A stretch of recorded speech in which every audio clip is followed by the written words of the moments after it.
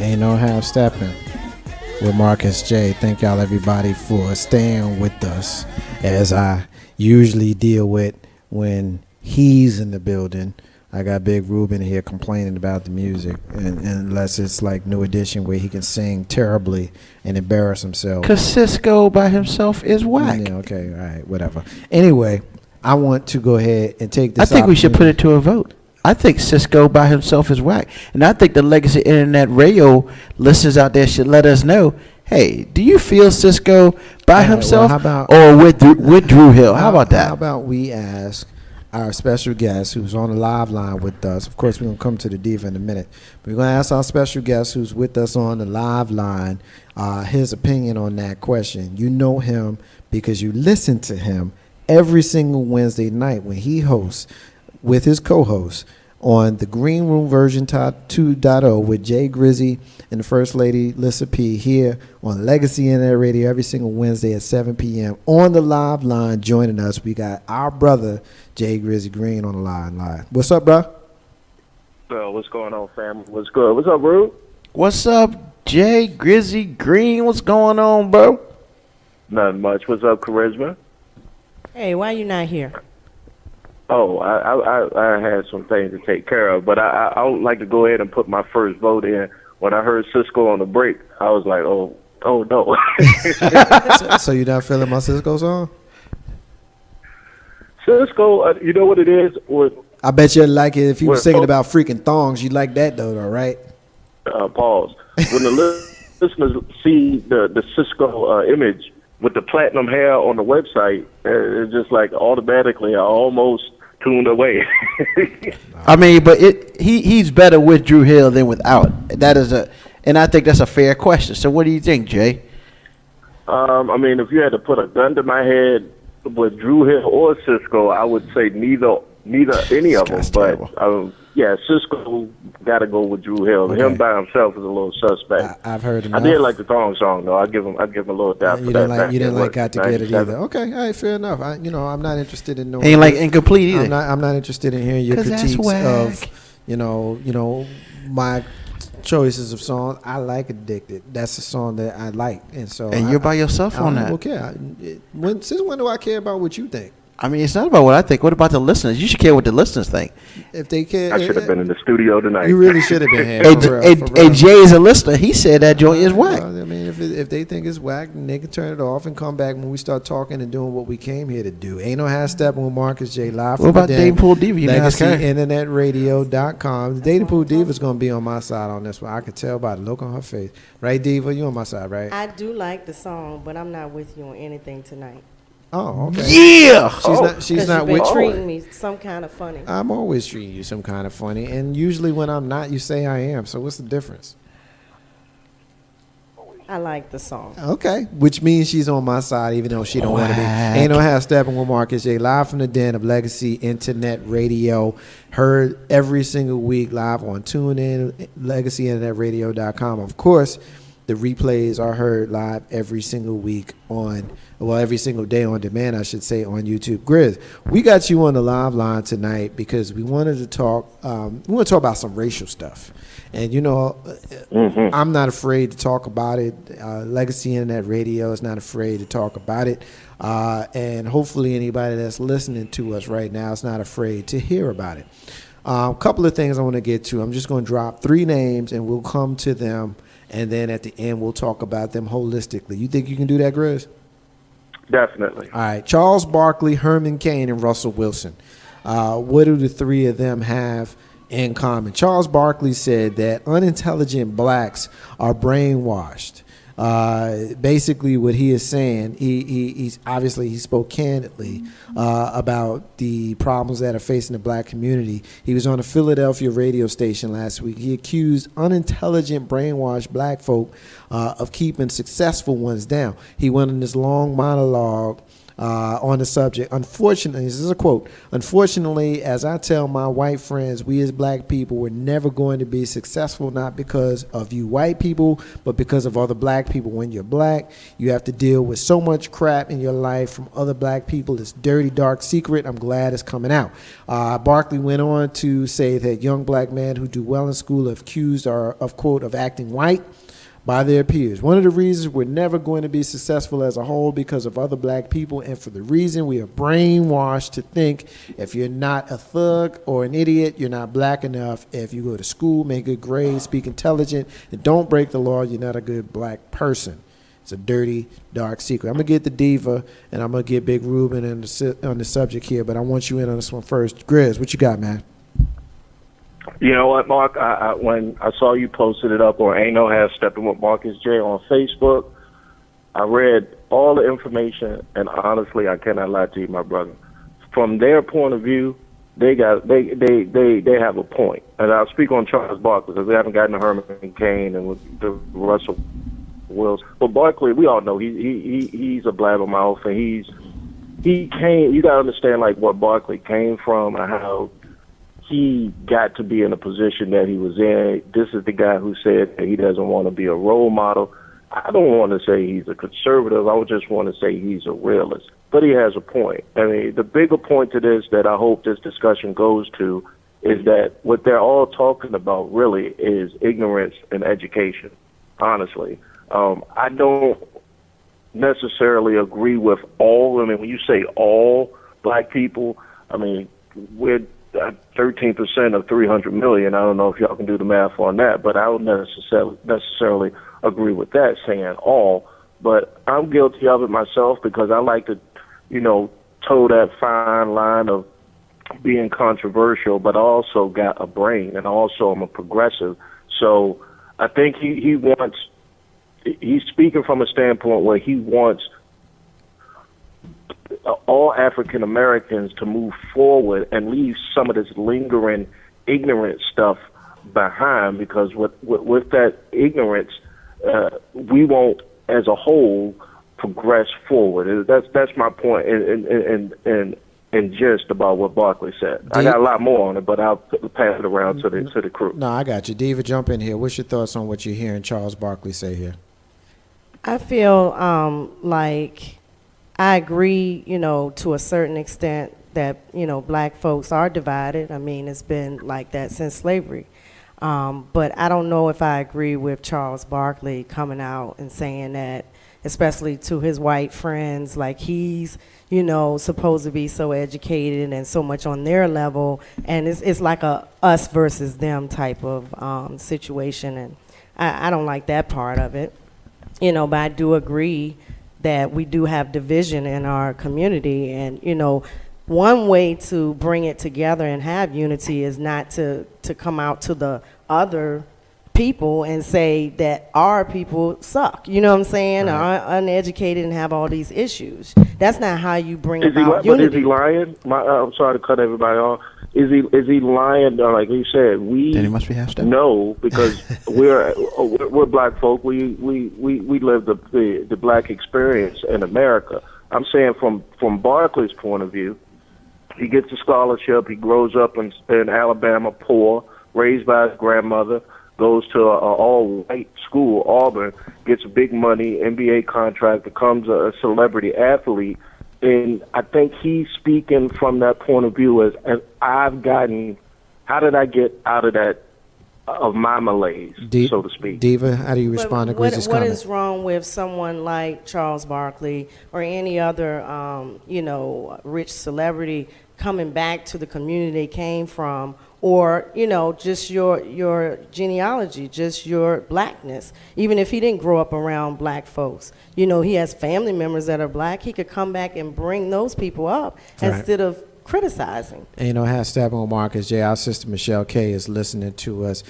She's saying hey to everybody, and she's also saying that she's enjoying the Cisco song. So I'm That's glad. My girl right there. Michelle K. Big Rube, jump in here. What's your thoughts on Barkley's comments here? I'm gonna be real. Shocker. I mean, you can say what you want, man. You always say you're being real, and then you say something crazy. So I'm not gonna say anything crazy. Okay, cool. I mean, I kind of agree with him. I think that, you know, not in all cases. I mean, because I think he's looking at a very small percentage, or, you know, what he has had to grow up with and grown into. But, you know, as I was growing up, I was one of those black kids who, you know, hey, you talk proper. Oh, you smart. You know, why you acting white? I mean, for me, that's how I grew up in a place where it was basically 98% black. Right. You know, I would have black people tell me this, black kids or people, whatever, whether they're smarter than me or not, just because I talked proper, you know, because I crossed my T's and dotted my I's and I paused when there was a comma there.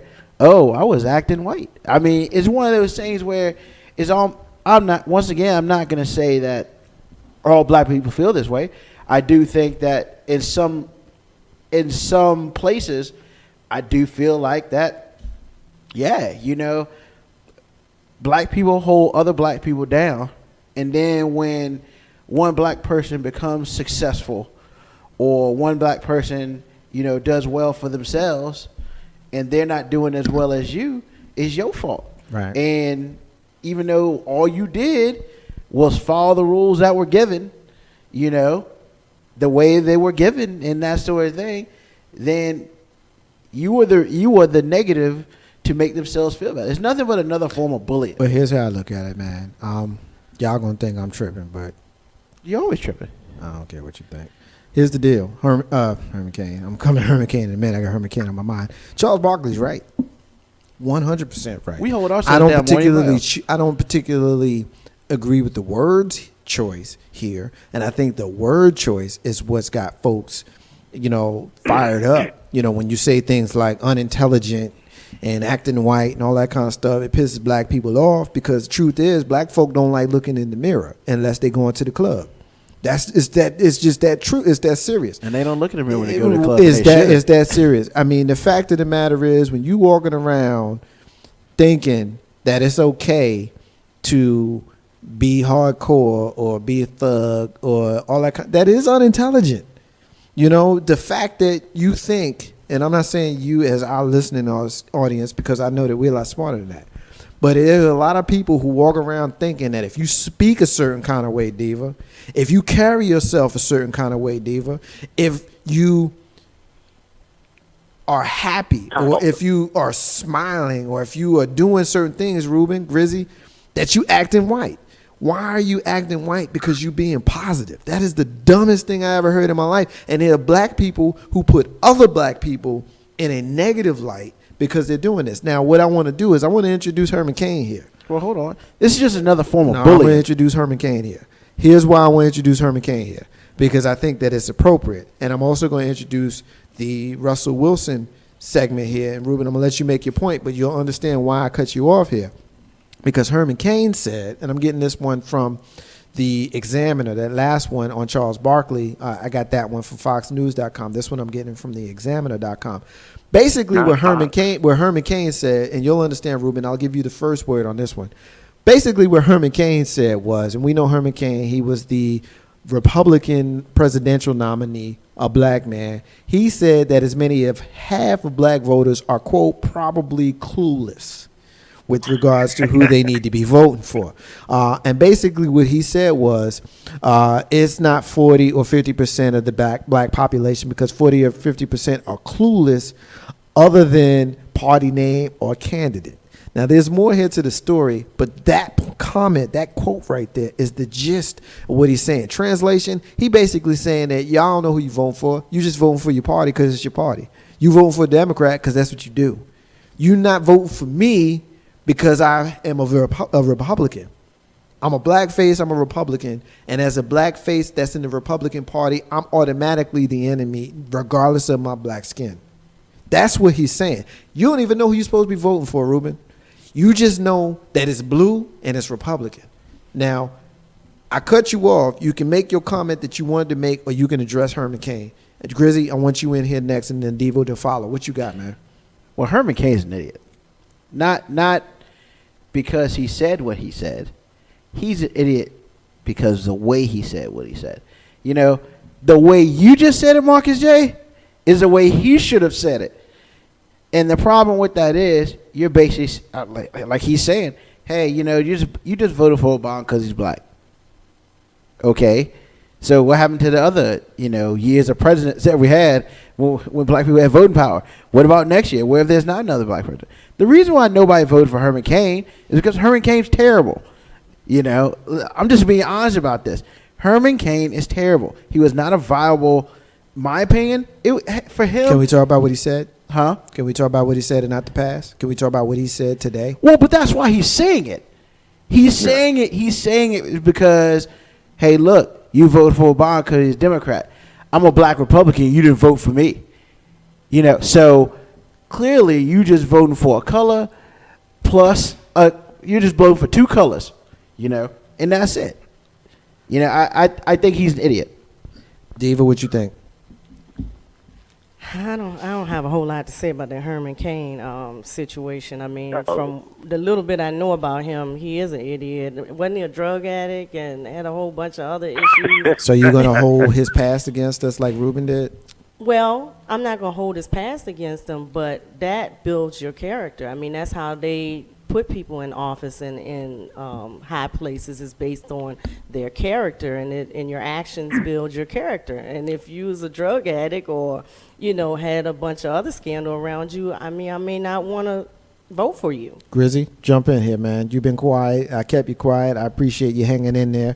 I got you in here to talk. I want to hear you talk. Herman Cain basically said that black folk are you know, I don't want to steal his thunder, but basically he's saying that they clueless, we clueless, and 40 to 50% don't even know the party name or the candidate they voting for.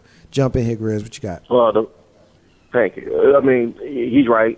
Y'all, I don't know if y'all are shocked to hear that or not, but he's right about the populace within the black community who doesn't vote. For the most part, the people that I know and the people that I hang around are up to date on political affairs and current events, things of that nature.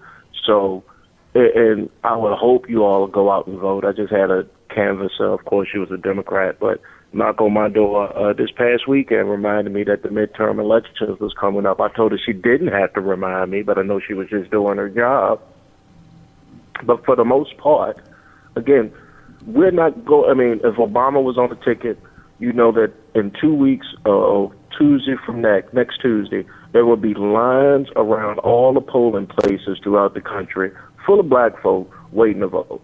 But this is the congressional election, and for the most part, those lines are not going to be that long. Right. Now, to me, it doesn't matter how he says. Herman Cain or Charles Barkley, are they speaking facts? Are they speaking facts? And in my opinion, we as black folk only turn out on presidential elections. We need to turn out for midterm elections. Right. For our local elections. We need to turn out for our city councilman elections. So we only give credence to the Barkleys and the Herman Cains of the world when we perpetuate what they say that we doing as black folk. We doing it. I mean, they're only saying that because that's what they see. And these are facts. I don't think they're making anything up out of me. Here's the deal, Grizz and crew. The whole thing about Herman Cain saying he's right. I mean, again, I'm taking the position that Charles Barkley and Herman Cain is right. You think that makes me happy, then you don't freaking know me. But they are both right. Here's why Herman Cain is right. Just think about this for a second, right?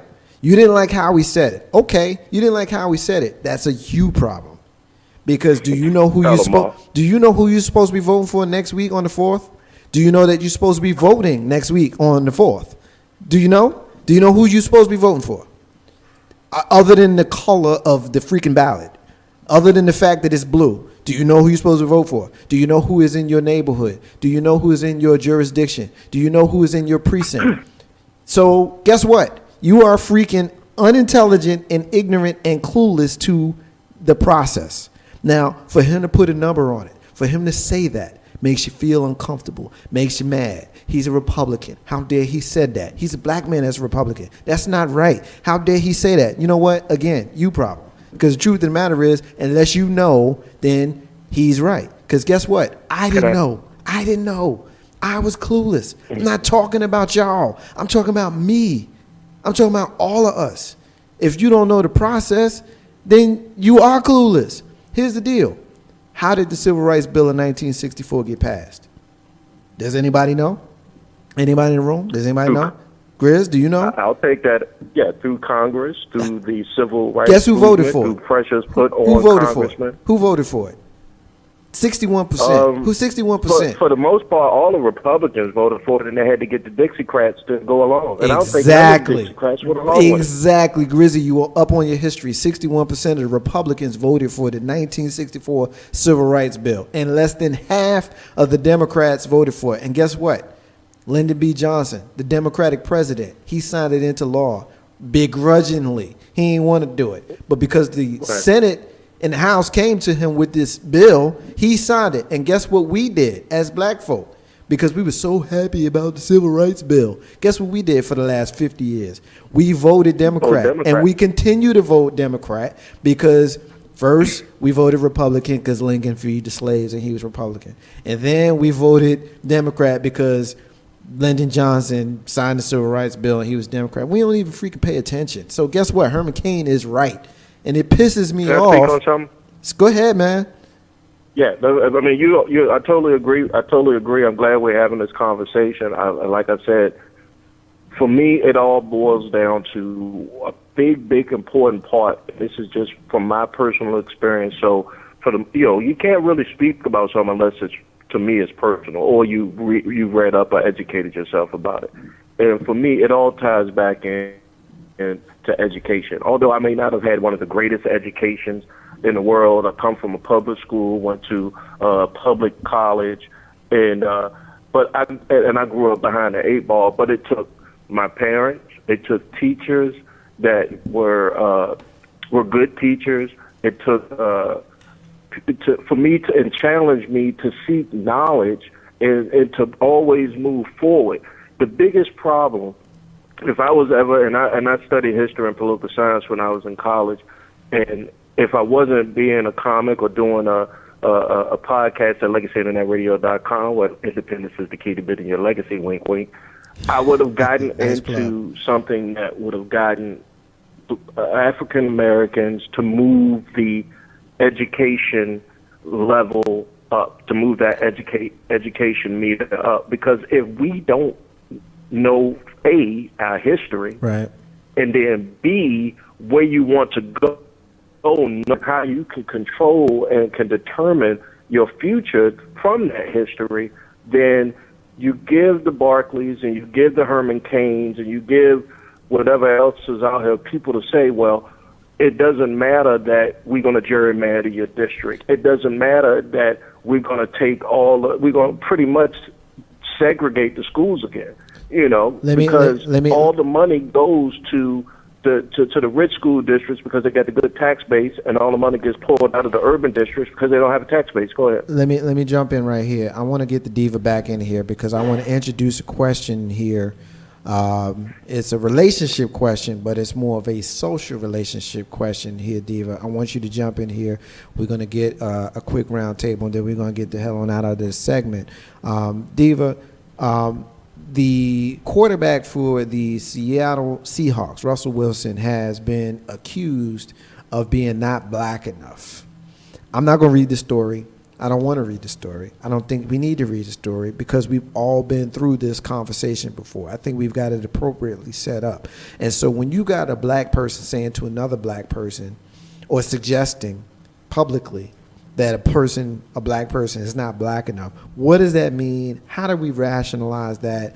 Can you get punched in the face for that? I mean, like, seriously, like, what's up with that? Diva, you up in here. What you got? I mean, it all boils down to social norms, and we are divided, unfortunately, in this country in different categories, and everybody thinks they're better than everybody else. I mean, that's just how it is. Right. And I just, like I said earlier, I don't think the best way to resolve that is to say my group is better than yours. I think it's better to come up with some common, goals or some common things that you can work together on, and then maybe it won't be so much you acting black, you acting white, you acting, too much like a geek or whatever, you're too much of a thug. If we come together, we all have something in common if we're talking about black folks as a race.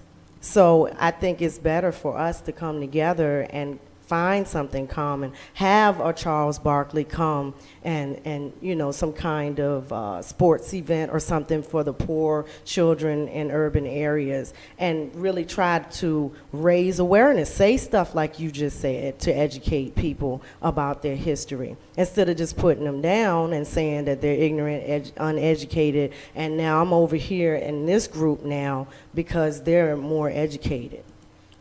#Steppin Marcus J. We're getting a hit from our brother K-Dub, who is listening to us down in the ATL. Thank you for listening, brother. I haven't screened his comments, so I'm going to just read it here verbatim. He is saying the reason people don't like Herman Cain for the same thing he said. We don't like him just because he's a Republican. No other reason. Ask people what the people they're going to vote for platform is. People don't know anything other than the party. 100% agree with that. That's kind of what I was alluding to in my comment. Grizzy, you got the last word before I let you go, and get Rube in here before we get out of the segment. Grizzy, your last comment, then we're going to let you go. What you got? Sure. Thank you, Mark. I was doing some due diligence while we were having a discussion. Here are the charities that Charles Barkley has contributed to over the years that he's been in the public eye. Anti-Up for Africa, the Enough Project, Live Strong, Not on Our Watch, Stand Up to Cancer, and the United Service Organization, or the USO. I see Anti-Up for Africa in there, so I'm assuming he did some type of terrible work with Africa. We don't really know, everybody, like what these, trust me, if Grizzly ever hit the lottery or make it big on any type of platform, y'all not going to know who I go and contribute it with, because you don't want the limelight on you for that. You want your limelight so you can keep making money, doing whatever you want, that's bringing in your income. All that being said, this whole discussion is around black folk, whether I was watching 12 Years a Slave over the weekend again. I don't know why I was watching that movie, but one thing that struck me in the movie was while the slaves were out there picking cotton and everything, there was a black man that was actually throwing the bullwhip, making them work. And that was 150 years ago. It wasn't, of course, yes, they were enslaved. Yes, they had an overseer and they had a master, things of that nature. But there was somebody on the plantation making sure they was picking that cotton just the right way and picking enough cotton for to the liking for him. You watch Django, and will anybody know what Sam Jackson's character? Stephen. What's his name? Stephen. Thank you. Yeah, his name's Stephen. Thank you. You're right. You got Stephen and Django. You got these characters. These characters are still out here in the world. Black folk they were free blacks back 150 years ago that actually came up like George and Weezer, while everybody else was down south picking cotton. My point is that we all should want to be able to move the dial. And where I'm disappointed at, because I'm concerned about me and my immediate family first and foremost, and then after that my community, is that I try to impose on my children that, hey, you want to be better than where dad is now. If you see dad going to 9 to 5 and doing everything else, you should want to be better than that. The thing is that we have people, and I'll use just Richmond, Virginia, Mosby Court. You got people that's in public housing for years on end, and they don't see, or they don't have the same parental or the same mentoring type of things that want to push the masses. Yes, you're going to get a couple that's come out of that, but you're not going to get the same type of mass movement of people from poverty and poor education to get them into the middle class and have them moving progressively. And that's what I want to happen. That's what I want to see happen. I can't each one teach everybody, But if I can reach my own, and then I can reach a couple, I feel like my job is done on here on this earth. Hey, man, and I'd like to go ahead and first say great interview, Mark, with my man Morgan Vega, man. That was a great interview. It touched my heart when I heard it, and his mom on that. That was a great part of the show, man. So I appreciate you having me, and of course, y'all make sure y'all listen to the Green Room V2.0 every Wednesday with Jay Grizzy and comedian Let's Listen Peace at 9 p.m. I appreciate you, brother. You got it, man. Got love for you, man. We'll see you soon. All right, peace. Ain't no how stepping with Marcus J. That's your man, Jay Grizzy Green of the Green Room version 2.0 with Jay Grizzy and Lissa P. Final words. Ruben, I'll give you the final word on the subject. We talking about, is he black enough? Give me something real quick, and then we're going to take a break. It's always asinine when I hear things like that. I mean, is he black enough? I mean, I don't understand. I don't even understand what that means. You know, a lot of people just have nothing else better to do in their lives but to compare people to people. Apples to oranges, peanuts to peanuts. Look, everybody's different. Leave it alone. When everybody wants to make a statement, they go straight to race. They go straight to sexual orientation. You know what? Why don't you just leave people alone? The man is a football player, and that's it. Whether he's black, white, Puerto Rican, or Asian, I don't care if the dude is blue with purple stripes. He's a football player. Right. We shouldn't be asked that question of him nor anyone else.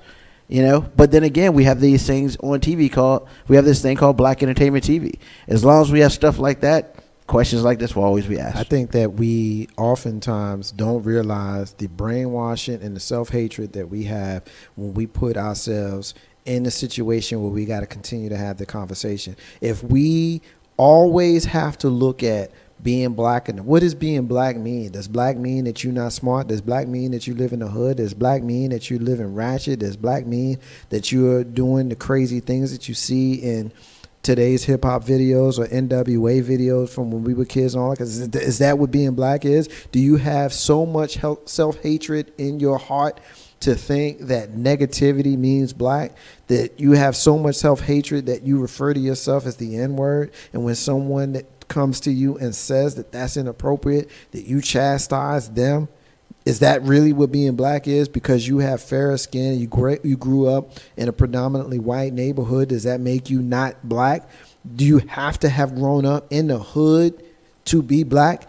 That is just the biggest load of bullshit I ever seen in my life. And I'll be honest with you, it disturbs me because I've had conversations with people about our own president of the United States, because he is half black and his mama is white and his grandparents are white and he was raised with white people, and it took his black wife who grew up on the south side of Chicago to make him black. You know how stupid you are when you say stuff like that? Like, come on, man. Does anybody say, you know what, you ain't Chinese enough, you ain't Puerto Rican enough, you know what, you're not white enough? You stupid when you say that. You're out of your mind when you say that, and you minimize the path that so many great black people like Whitney Young who basically trailblazed, or Malcolm X have basically trailblazed, or Bobby Seale that basically trailblazed, or Kwame Nkrumah has basically trailblazed, or anybody else whose name is escaping me. My namesake Marcus Garvey has basically trailblazed. All them people, you know what? They wasn't black enough. You know why? Because they was real smart, and they told black people to stand up for themselves. That's what you're saying. And you sound like an asshole when you say it. Ain't no hashtag with Marcus J. We're going to take a break. And when we come back, we got our co-host. She's here. And we're going to finish our segment that we started last week on horror movies. And we're going to end the show tonight with the dating pool diva to do what she's here to do. And we're going to ask Diva, Marcus J, SY, Jay Grizzy, Big Rube, dating pool diva, and you. Ain't no hashtag with Marcus J. Be back in a few minutes.